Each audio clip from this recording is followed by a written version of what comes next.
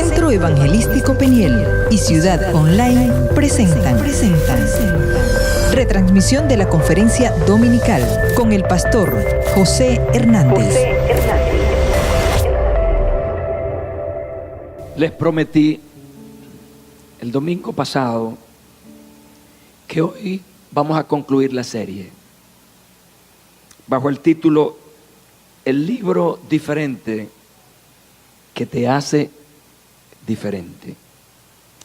Mi plan para esta mañana, aparte de lo que pasó antes,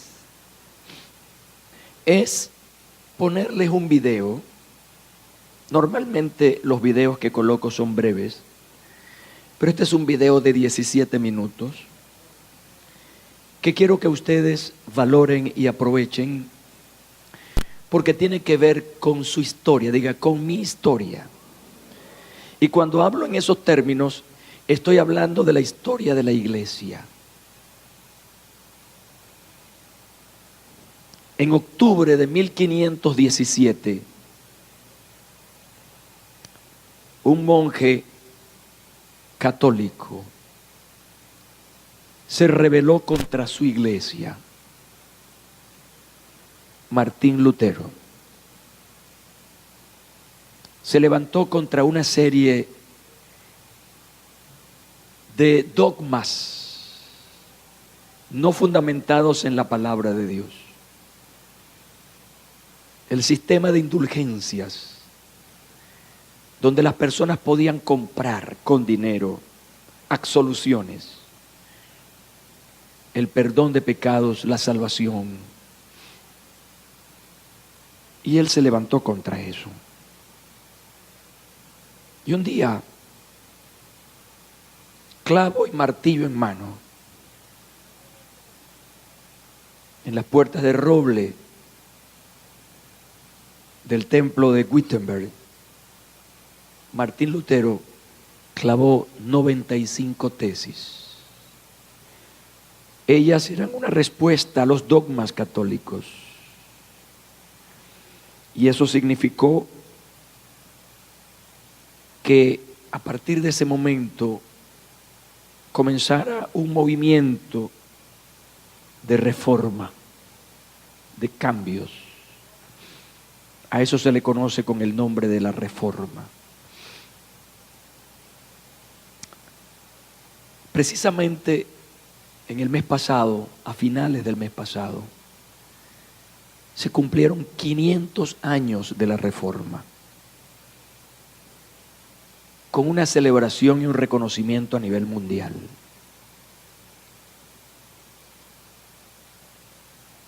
Y es importante esta mañana decir que la Reforma se fundamentó en la Biblia,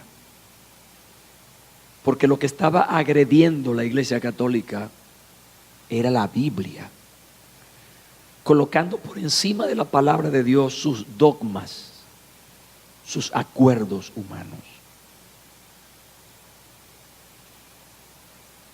Y es importante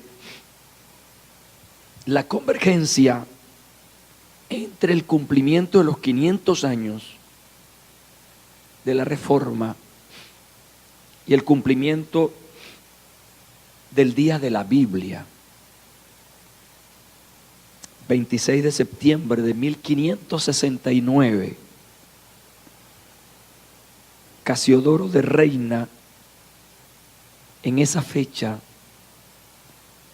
sale al público la primera impresión de la Biblia en idioma español. Conocida esta edición primogénita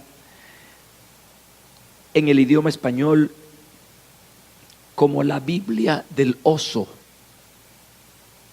y recibió ese nombre porque en su tapa o portada estaba la imagen de un oso comiendo de un panal, y se conoció entonces como la Biblia del Oso. Así que estas dos fechas tienen una relevancia inmensa para el pueblo evangélico mundial. Vamos a colocar el video.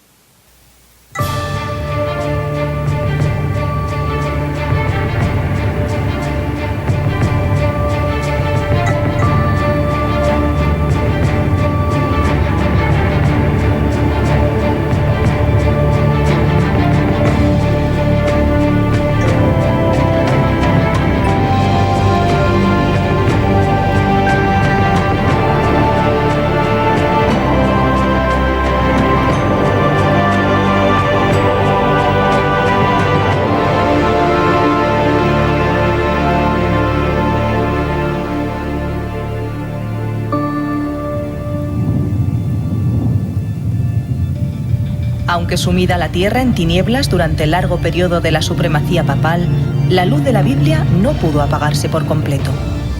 En todas las edades hubo testigos de Dios. Hombres y mujeres que conservaron su fe en Cristo como único mediador entre Dios y los hombres, que reconocían la Biblia como única regla de su vida y santificaban el verdadero día de reposo. Muchos fueron torturados hasta la muerte. Sin embargo, permanecieron firmes y conservaron pura su fe como herencia para las futuras generaciones.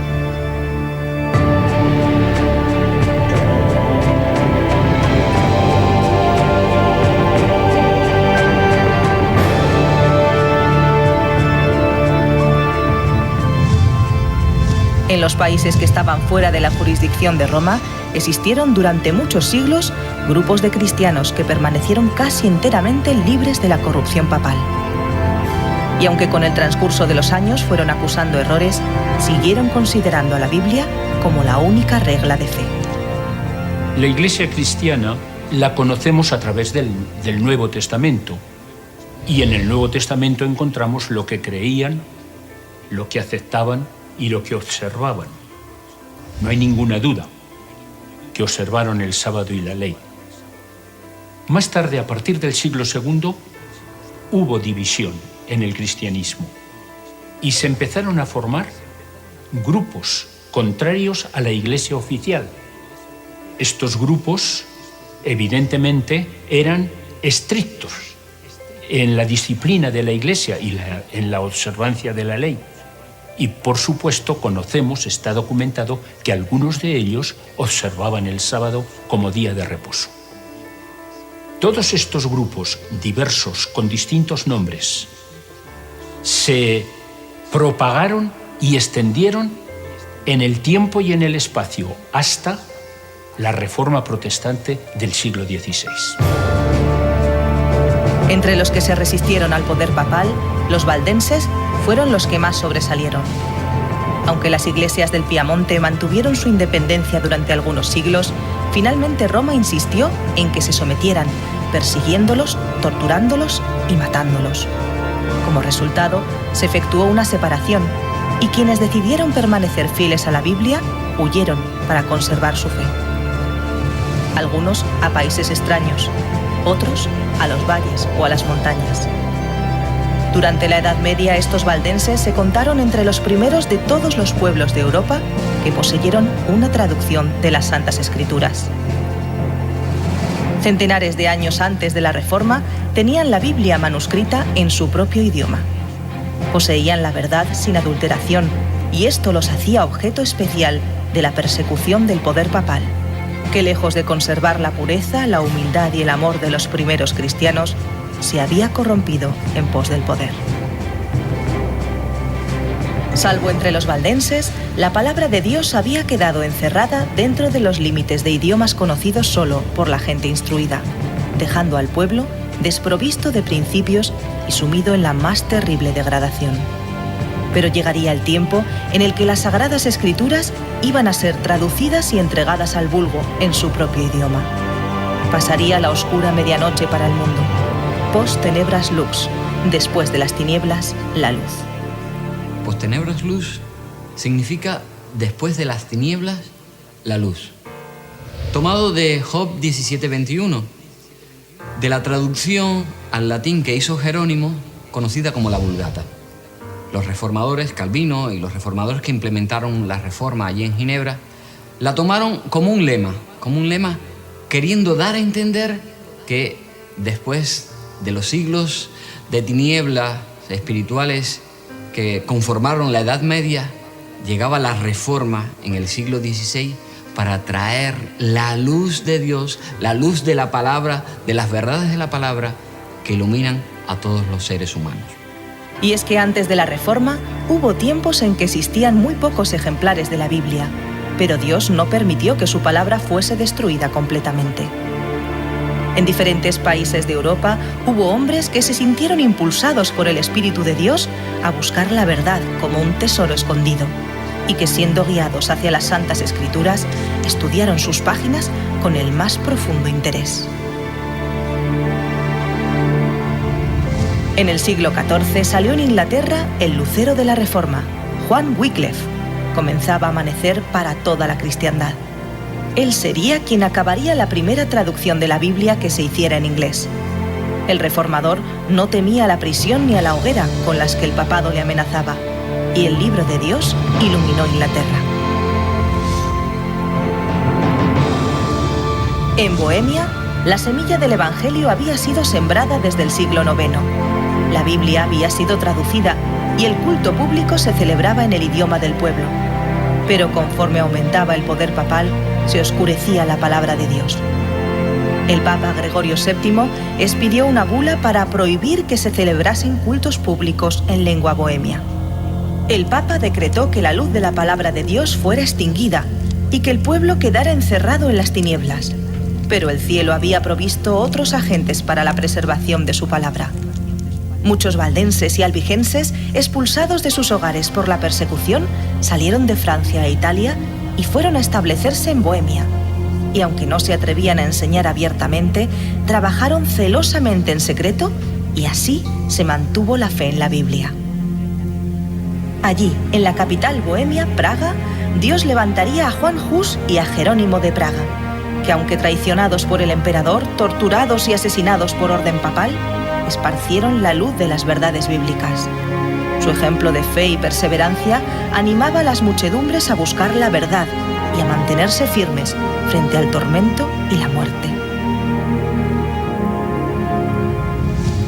En Alemania, el Señor tocó el corazón de Martín Lutero, quien condenó la corrupción del papado, tradujo la Biblia al alemán, iluminó verdades bíblicas como la salvación por la fe, acusó la falsedad de las indulgencias y los abusos de la Iglesia contra el pueblo y publicó las 95 tesis. Su sola escritura, solamente la Biblia, retumbará en los corazones de toda la cristiandad por siempre. Roma aplicó toda su autoridad para impedir la circulación de las Santas Escrituras, pero los decretos, las condenas y los tormentos resultaron inútiles. Cuanto más se condenaba y prohibía la Biblia, mayor era el afán del pueblo por conocer lo que ella enseñaba. En España se impuso el Tribunal del Santo Oficio de la Inquisición, que se extendió hasta los territorios conquistados en América. En el siglo XVI, principalmente, la labor de la Inquisición se va a centrar en los movimientos reformistas que están surgiendo en nuestro territorio, concretamente en las ciudades de Valladolid y de Sevilla. Esta persecución va a ser muy dura y la Inquisición va a hacer importantes autos de fe en el que serán ajusticiados más de un centenar de personas. Es muy importante destacar la idea de que la Reforma protestante en España se movió entre las clases más privilegiadas, entre nobleza, clero e importantes cargos que estaban muy ligados a la realeza, como los secretarios de los reyes Carlos I y Felipe II. Esto supondrá que tenga un impacto muy importante, aunque hay que destacar que fue un grupo bastante minoritario, los reformistas, y la persecución de la Inquisición acabó prácticamente con ellos a mediados del siglo XVI. En Suiza, Dios levantó a Ulrico Zwinglio, otro gran reformador que, como Lutero, también enseñaba la doctrina de Cristo y creía únicamente en lo que decía la Biblia. En Francia, mucho antes de que el nombre de Lutero fuese conocido como el de un reformador, ya había empezado a despuntar el alba. Uno de los primeros en recibir la luz fue el anciano Lefebvre, quien tras despertar su atención por la Biblia, introdujo el estudio de ella entre sus estudiantes. Seguidamente en París, el Señor llamó a Calvino, quien al presenciar la muerte de un hereje en la hoguera decidió estudiar la Biblia para conocer el secreto del gozo y la paz del mártir, convirtiéndose así en otro gran reformador.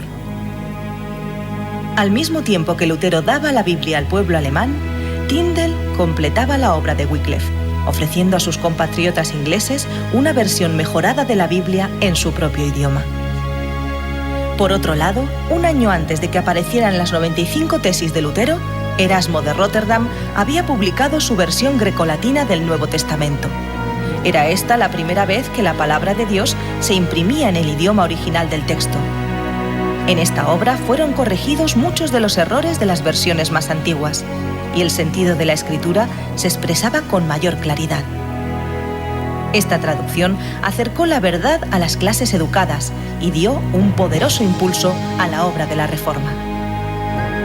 De este modo, las verdades bíblicas inundaron de luz la vida de millones de personas, de todas las clases sociales.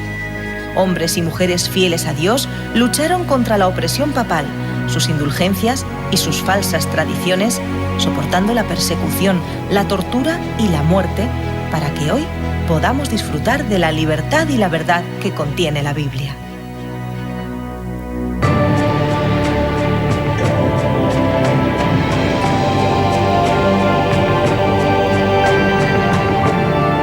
Pero la Reforma no terminó como muchos creen al concluir la vida de Lutero. Desde aquel tiempo hasta hoy, nuevas luces han brillado sobre las Escrituras en todo el mundo y nuevas verdades han sido reveladas. Sin lugar a dudas que la labor de los reformadores fue una obra encomiable, una obra de valientes, de hombres de fe, porque aun yendo en contra de su propia vida, siguieron luchando por desenterrar verdades que habían sido tapadas por intereses humanos. Pero claro, los reformadores no pudieron descubrir todas las verdades que habían sido ocultas, tapadas. Así que otros después de ellos continuaron con esta labor, descubriendo verdades tan importantes como la que descubrió Lutero con la justificación por la fe. Me refiero, por ejemplo, al sábado como descanso religioso, o que el hombre no tiene un alma inmortal, o la existencia de un juicio justo de parte de Dios, o la existencia de un santuario en el cielo donde Dios ministra y donde intercede y juzga al ser humano.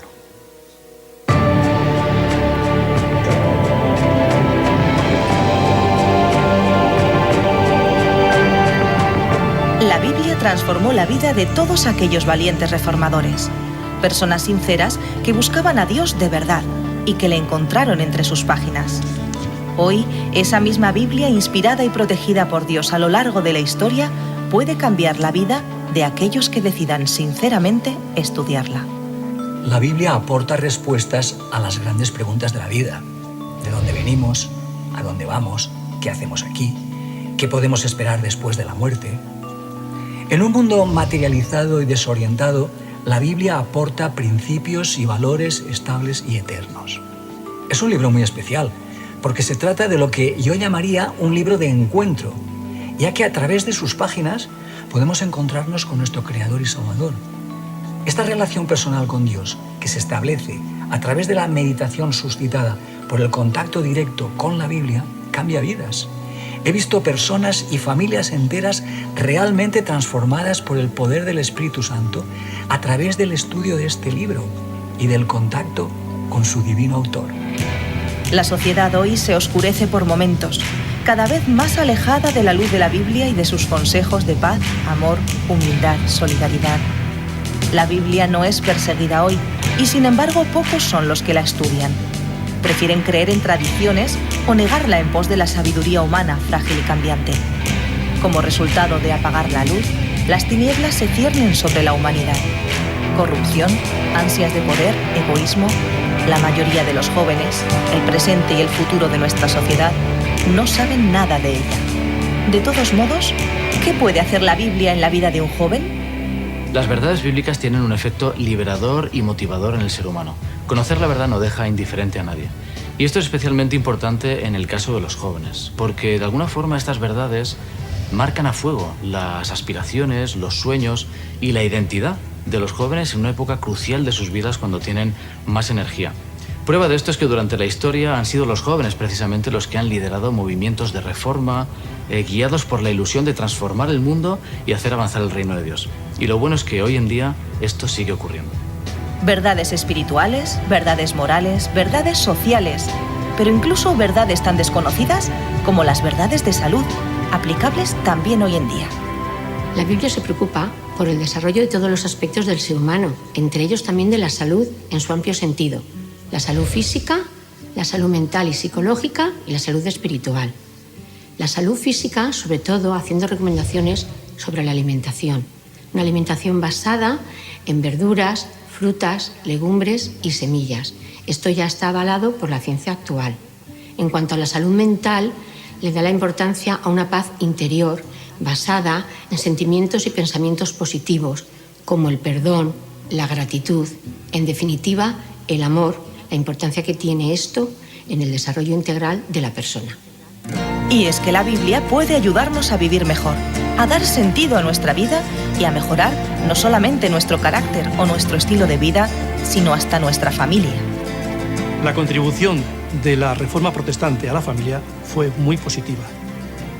Entre otras cosas, los reformadores aportaron valores para la convivencia y un camino para la educación basado en principios que existen en la Biblia.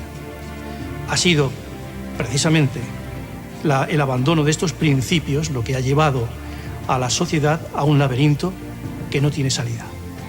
Los padres harían muy bien en volver a estos principios y enseñárselo a sus hijos para que estos adquieran un sentido de por qué vivir que tantos jóvenes están perdiendo.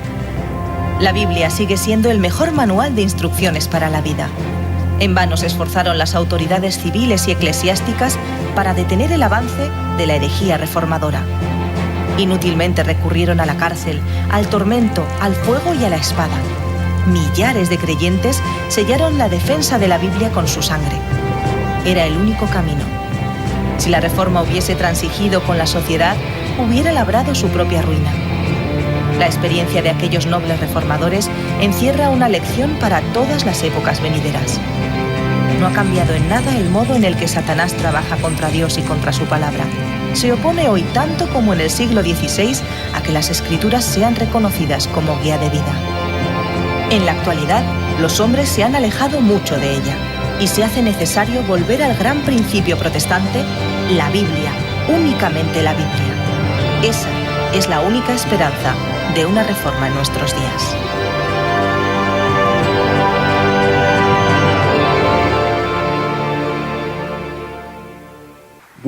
Muy completo, ¿verdad? Creo que el video encierra el mensaje de esta mañana. El libro diferente que te hace diferente. Quiero darles algunos tips esta mañana. Voy a terminar en breves minutos. Veo algunas maravillosas características de este libro diferente que hace a la gente diferente. Lo primero es que la preparación de todo este libro tardó aproximadamente 1600 años.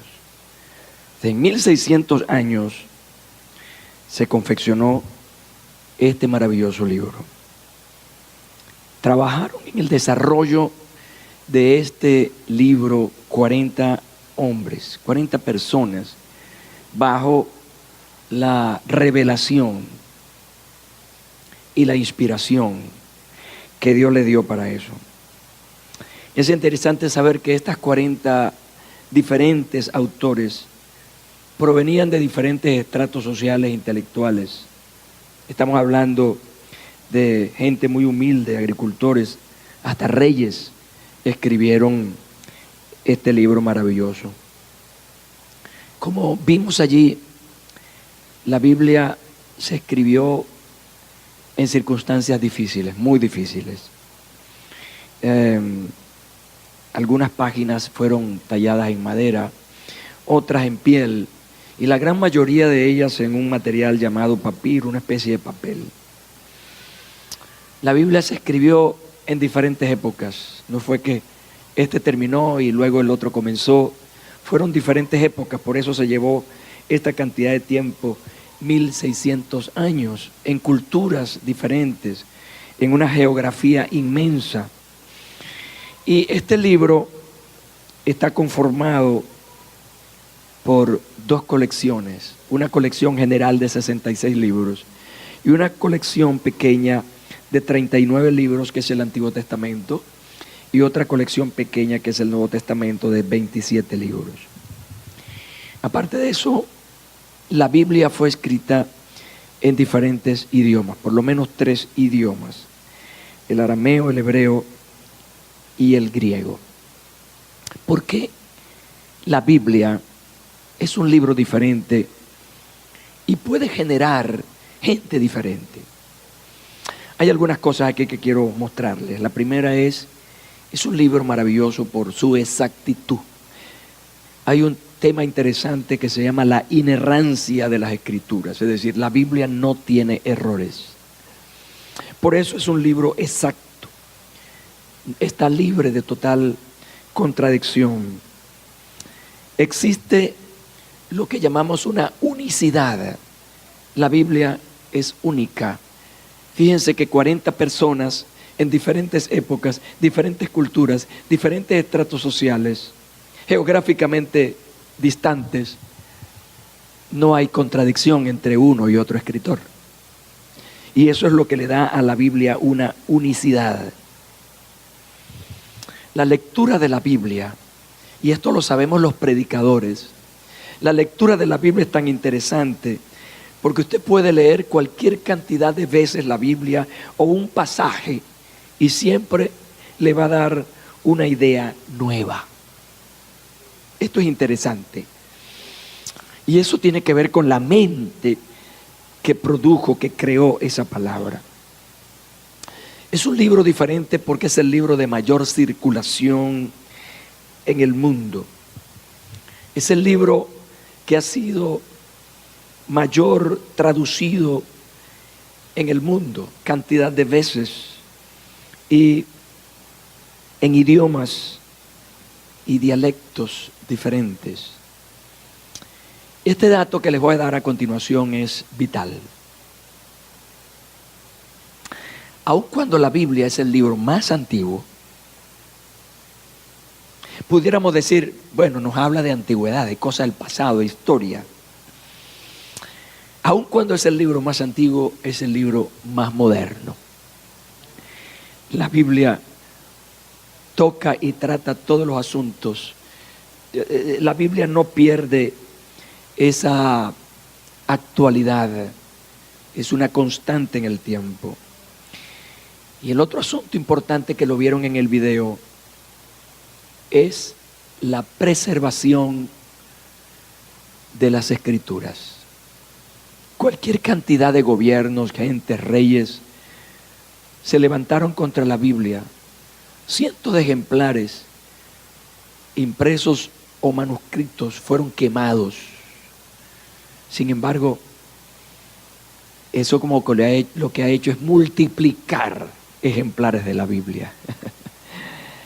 Dios ha preservado su palabra a través de los tiempos. Para terminar, les voy a dar 4 argumentos importantes que hacen creíble a la Biblia, y al hacerla creíble, entonces tiene un impacto poderoso en la vida de las personas, transformándoles y haciéndoles distintas.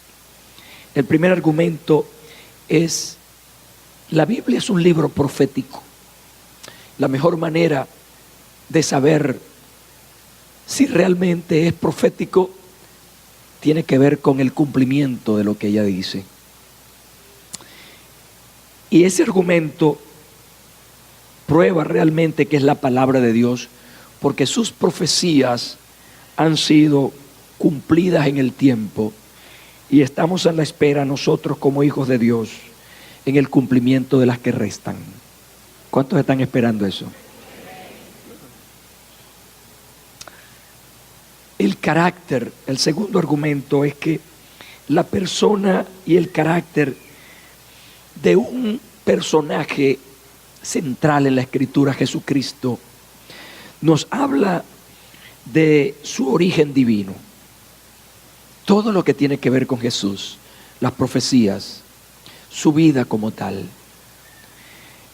nos llevan a la conclusión de que Jesucristo realmente es el Hijo de Dios.